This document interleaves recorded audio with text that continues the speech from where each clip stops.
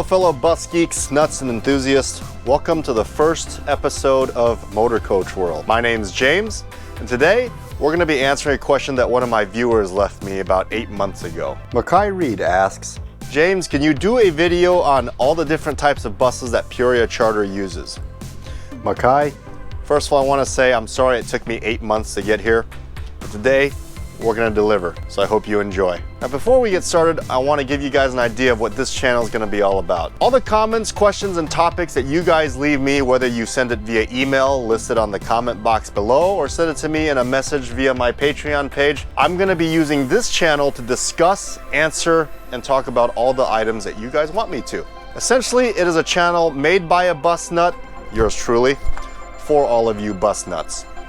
And please understand that being a bus nut has no negative connotations whatsoever. It is not a bad thing. It's a compliment. Now over time, I'm going to be talking about all different variety of things such as bus makes, engines, all the different type of equipments that you can add on buses, such as what Wi-Fi we use, ZF transmissions, tires, mirrors, steering wheel, seats. Anything you can possibly think of that involves the motor coach world, we'll probably discuss. And I'm going to need your help to bring me all the topics moving forward. So guys and gals out there that fall asleep to the images of motor coaches and buses racing through your head, this is the channel for you. Now please keep in mind that everything I say on this channel is merely my opinion and my take on the matter. Now obviously when it comes to knowledge and facts, you guys are going to know a lot more than I do, being that there are millions of you out there and only one of me. So please don't hesitate to comment, correct me if I'm wrong. I'm going to do my best to source all of my information from credible sources. In the end, I am human and I'm going to make mistakes. And I expect you guys to keep me on my toes and correct me from those mistakes. So without further ado, let's get down to the topic. Makhi, Peoria Charter currently operates 6 different make and models of motor coaches. The MCI J4500, the MCI D4505, the Van Hool CX45, the Prevost H345, and the Temsa TS35. Now back in the 90s, if you were to have walked onto Peoria Charter's parking facility, you would have seen many DL3s and Prevost H345s. Around 2017, Peoria Charter decided to slowly phase out the MCI DL3 and the Prevost H345 to minimize on inventory cost. For every different make and model of bus you keep in your fleet, you have to also maintain a stock of inventory for that bus. Being that a belt for an MCI J4500 would not fit on an MCI DL3 or a Prevost H345, the more different types of buses you have, the more different types of belt you have to keep on hand. This is also true for things such as alternators, pulleys, hoses, a vast array of different types of parts that you'd want to keep on hand. And obviously, these parts are expensive. The DL3 was once the backbone of Peoria Charter's fleet. DL3 was a no-frill, no-thrill, stick-and-rudder, reliable tank of a motor coach. Produced by MCI from back in the 80s, the MCI DL3 was a 45-foot motor coach that held 55 passengers.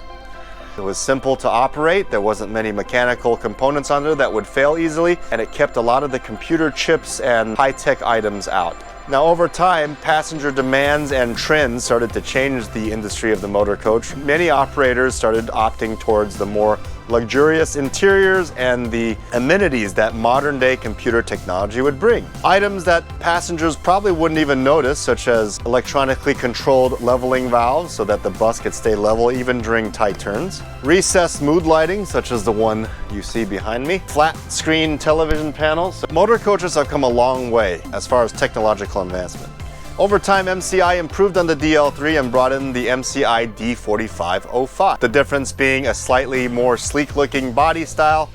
The interior was pretty much the same, consisting of a very basic steering wheel and modular dash gauges. Currently, we still have 3 MCI D4505s. The 3 we currently have in our inventory line are relegated to shuttle work and local and inner-city commuter transportation. We rarely send the D4505s out on long multi-day or out-of-state trips. Not that they wouldn't be capable, we simply have better, well-equipped vehicles in our fleet to handle such trip profiles. One of the features of the D4505 that I really miss that none of the modern buses have is a roomier restroom, not by much, but enough for one to notice.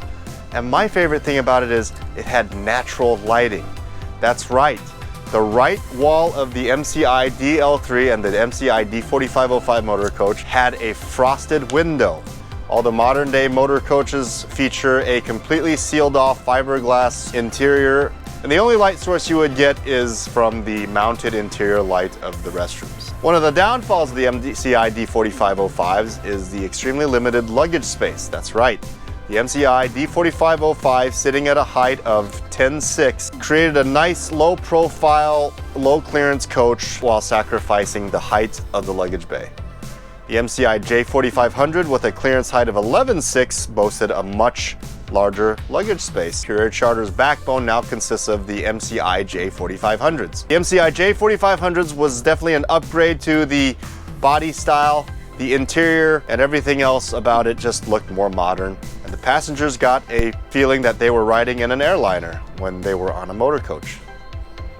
The signature curved staircase of the MCI J4500 made its debut when the MCI rolled out the first J model. Over the years, the MCI J model went through several transformations, a very significant one being in 2014, where the MCI J model changed its body style, making the frame look a lot larger as they cornered the edges of the front and the rear, while not really increasing the size and mass of the vehicle. The MCI J4500 in 2019 also went through a significant interior layout.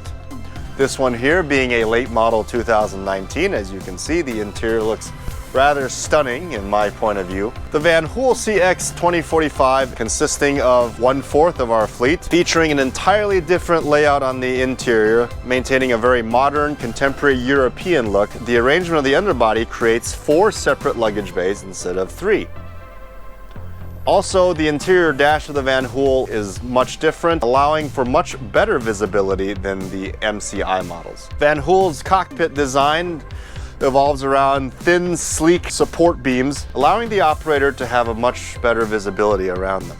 Van Hools typically are very computer heavy on board. While making certain operations much easier for drivers, it also has a much larger room for failure. While also maintaining a clearance height of 10.6, the Van Hool CX45 maintains a low clearance height, allowing the coach to fit underneath certain bridges that the MCI J models do not. The one item I would have to say I don't like about the Van Hools is, once again, the restrooms.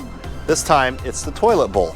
They're extremely shallow, and designing a very low profile metallic ring around the toilet creates a lot of splashback, if you know what I mean. And if you do attempt to do number 2, well, good luck, because sometimes it tends to fight back. The Prevost H345 has also been in the Peoria Charter lineup for many years. Back in the 90s, Peoria Charter consisted almost half of its fleet of Prevosts. As mentioned before, in 2017, Peoria Charter phased out the rest of its Prevosts as they were getting up there in their age. But in 2019, Peoria Charter went back into the Prevost market and brought one back into the fleet. Currently, Peoria Charter operates its one and only Prevost H345. Prevosts are known to be the Cadillacs of the motor coaches, offering an extremely comfortable riding environment. The driver and the passenger level sits at 2 different elevations. This allows the passenger to have a much better view of the front windows, and this also provides the driver a little more privacy. Prevosts carry a significantly higher price tag, and because of the semi-multi-deck design for the drivers and passengers, the Prevost has an incredibly tall height clearance, coming in at 12 feet 4 inches. One would have to be careful driving a Prevost through a dense urban environment, as there are many bridges that a Prevost will not clear. The one feature I absolutely love about the Prevost H345 is how tall the luggage bays are. Because the coach sits so high up, it creates an enormous amount of room in the luggage bay. When used on passenger line runs, Prevost proves incredibly valuable for its luggage space. In 2017, Peoria Charter went into the 35-foot short coach market, purchasing 4 Temsa TS35s sitting at a length of only 35 feet. These coaches were built in Turkey. Peoria Charter put the Temsas to the test on smaller group travel. Being a shorter motor coach, it lacks an additional axle in the rear, and with only 2 axles, the coach does prove to be a less stable platform, especially in windy days. The coach has an incredibly tight turn radius, which allows you to get into really tight spots that a full-size 45-foot coach would not be able to get into. The only thing I would have to say about the Temsa is it does not do a good job keeping out road noise. When accelerating, the driver and passengers are definitely reminded that the insulation of the coach is rather thin.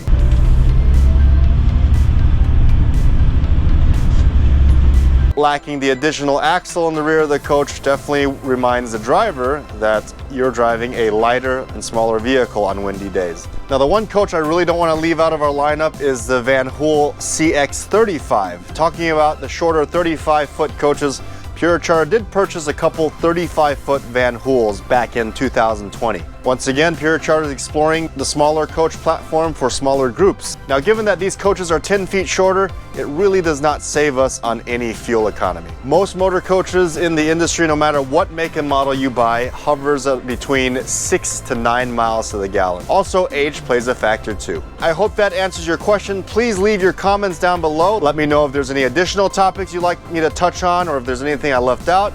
If you feel that I've quoted something incorrectly, definitely feel free to let me know that as well. For those of you that wish to submit topics for me to discuss or questions for me to answer on Motor Coach World, the best way to reach out to me is on my Patreon page, patreon.com/motorcoach. And again, everybody, this channel was made for all of you bus nuts, geeks, and enthusiasts by a bus nut, geek, and enthusiast. And remember, guys, if you're watching this, you are part of the Motor Coach world.